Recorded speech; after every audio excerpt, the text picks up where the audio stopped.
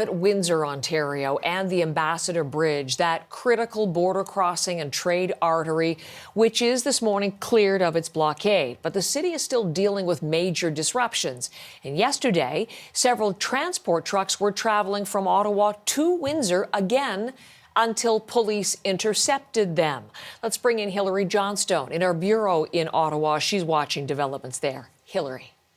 Good morning, Heather. Well, police say that they were able to stop and intercept about 6 to 7 transport vehicles that, as you say, were making their way to Windsor from Ottawa. What we've also heard from Windsor's mayor is that they would really like to reopen some of those roads around the bridge, but for now, they do not feel like that is a possibility. There is no timeline to reopen them because for now, the situation remains a national security concern, trying to make sure that access to that Ambassador Bridge with hundreds of millions of dollars worth of trade flowing across it every single day, that it remains open. Of course, it reopened on Monday after it had been closed and blockaded for a number of days. Now, when it comes to dealing with this evolving situation, especially with Windsor Police and the RCMP warning that there might be more protesters who show up at that bridge, what some security experts are saying is that there's a really delicate balance here that's going to need to be struck. Let's listen to one. Typically, in a non-emergency situation, the RCMP is responsible for border enforcement between official ports of entry. At official ports of entry, it's CBSA. But I think that will, at least during the course of this emergency, that will change. We will see more RCMP presence at border critical infrastructure. The balancing act, and we've seen this ever since 9/11, is you may need to harden the border, but you also don't want to make the border too sticky so that you're impeding trade and the movement of people for tourism. So in the meantime, police are saying that area residents and businesses should expect to see an increased police presence in the area in the days to come.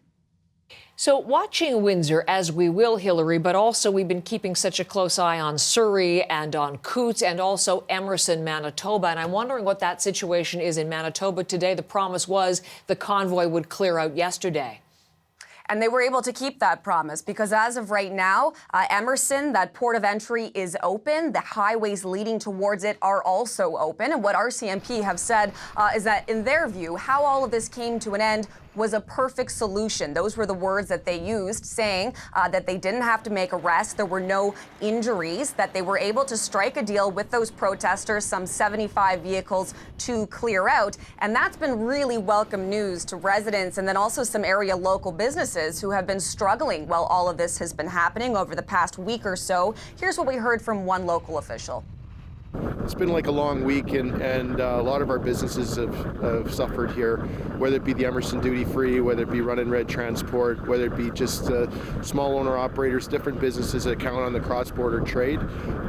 Relieved in that respect that they're going to be back in business, and also relieved that this has been done peacefully and that there's going to be no incidents. But as we are watching this unfolding situation in Ottawa, there is still this possibility that protesters might return to some of those other areas that we were just talking about, whether it be Windsor, whether it be Emerson. Our RCMP have said that they have no assurances that protesters won't return. And because of all of that, we have started to see officials and police in Toronto, for example, prepare because there might be a third weekend of protests in that city. Quebec City has just given police there more powers to try and keep the situation calm if protests spring up this weekend. In fact, City Council has also amended some of its bylaws to deal with a possible protest. And then if we take a look at that border, Laval, Quebec, between Canada and the U.S., the SQ, the Sûreté de Québec, the provincial police have set up checkpoints there because they received information, they say, that there might be protesters on their way to that point of entry at some point. For now, they say that has not happened, but they are watching that situation very carefully, Heather. Hilary Johnstone from Ottawa, thank you very much.